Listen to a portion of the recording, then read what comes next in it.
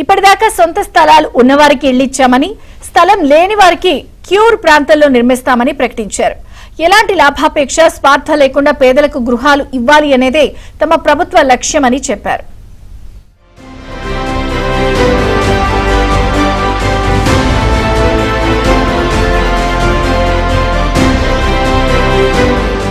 హైదరాబాద్లో క్యూర్ పరిధిలో ఎల్ఐజీ ఇందిరమ్మ ఇళ్ల ప్రారంభోత్సవ కార్యక్రమం ఘనంగా జరిగింది. మంత్రులు పొంగులేటి శ్రీనివాసరెడ్డి, శ్రీధర్ బాబు, పొన్నం ప్రభాకర్, కాంగ్రెస్ నాయకులు మహమ్మద్ అజారుద్దీన్ కలిసి లబ్ధిదారులకు ఇళ్లను పంపిణీ చేశారు. అల్పాదాయ వర్గాల కుటుంబాలకు సొంతింటి కలను సాకారం చేసే దిశగా తెలంగాణ ప్రభుత్వం ప్రతిష్టాత్మకంగా చేపట్టిన కార్యక్రమం ఇందిరమ్మ ఇండ్లు. నగర పరిధిలో అర్హులైన నిరుపేదలకు ఇంటి స్థలంతో పాటు ఇందిరమ్మ ఇంటి నిర్మాణం కోసం 5 లక్షల రూపాయల ఆర్థిక సాయం అందిస్తామని మంత్రి పొంగులేటి శ్రీనివాసరెడ్డి ప్రకటించారు. ఆ పేదవాడి ఆత్మగౌరవం, ఆ పేదవాడు ఎక్కడో 30-40 కిలోమీటర్ల సిటీకి దూరంగా ఒక అంటరాని వాడిలాగా కేవలం తను పని చేయటానికే ఉన్నాను అనే ఆలోచన ఆ పేద గుండెకి రావద్దు అని ఈ కోర్ ప్రాంతంలో గజము 2 లక్షల నుంచి 3 లక్షలు, సుమారు ఎకరము 100 నుంచి 250 కోట్లు విలువ చేసే భూముల్లో డబ్బు ముఖ్యం కాదు, పేదవాడికి కూడా కొన్ని కోరికలుంటాయి.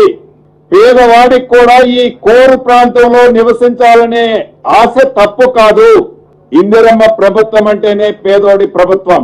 క్యూర్ పరిధిలోనే దాదాపు 1,00,000 ఇందిరమ్మ ఇళ్లను నిర్మిస్తామని మంత్రులు స్పష్టం చేశారు. హైదరాబాద్ సిటీలో దాదాపు 250 కోట్ల రూపాయల విలువైన ప్రభుత్వ భూముల్లో ఇళ్లను నిర్మిస్తున్నట్లు తెలిపారు.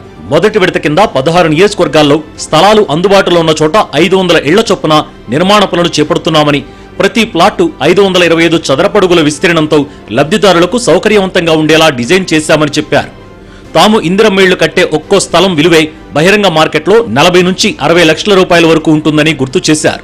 గతంలో హౌసింగ్ డిపార్ట్మెంట్ రద్దయినటువంటి పరిస్థితుల్లో ఈ రోజు హౌసింగ్ అనేటువంటి ఈ తెలంగాణ ప్రభుత్వానికి ఒక ప్రయారిటీ అనేటువంటి తీసుకొని పేద ప్రజలకు ఇల్లు ఇవ్వాలనేటువంటి ఒక ఆలోచన అమలు చేసే విధంగా ముందుకు పోతా ఉన్నాం.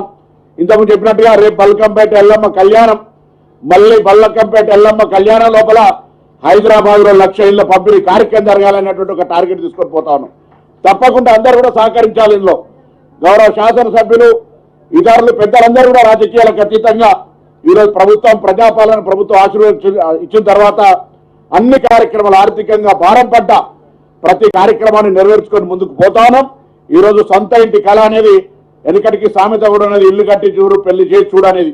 ఇలా ఇల్లును నిర్మించిచ్చే బాధ్యతను తెలంగాణ ప్రజా ప్రభుత్వం రేవంత్ రెడ్డి గారి నాయకత్వంలో ఉన్నటువంటి ఈ మంత్రివర్గము, శాసనసభ్యులు, ప్రభుత్వం ఒక చిత్తశుద్ధితోటి ముందుకు పోతున్న అంశాన్ని దయచేసి రాజకీయ కోణాల నుంచి కాకుండా ఇంతకు చెప్పినట్టు ఉపాధి ఉన్న చోటనే కట్టాలనే లక్ష్యంతో శ్రీనివాస్ రెడ్డి గారు చెప్పినట్టు 300 కోట్ల రూపాయలైనా ఎకరం ఆ ప్రాంతంలో, 200 అయినా, 50 కోట్లైనా, 3 కోట్లైనా ప్రభుత్వమే హౌసింగ్ బోర్డుకు సంబంధించిన స్థలాలతో పాటు రెవెన్యూ స్థలాలకు సంబంధించి ఎక్కడున్న వారికి అక్కడే ఇళ్ల నిర్మాణం చేయాలని మరి వారు ఆలోచన చేయటం, మా గౌరవ శాసన సభ్యులందరూ కూడా సూచనలు ఇవ్వటం జరిగింది.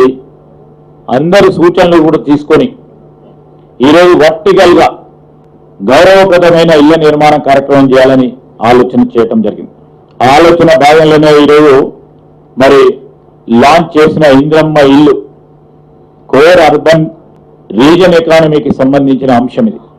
గత బీఆర్ఎస్ ప్రభుత్వం నిర్లక్ష్యం వల్లే డబుల్ బెడ్రూమ్ ఇళ్లలో అనేక సమస్యలు వచ్చాయని మంత్రులు విమర్శించారు. గత పాలకులలా మాటలు చెప్పి తాము తప్పించుకోబోమని క్షేత్రస్థాయిలో పనులు చేసి చూపిస్తామన్నారు.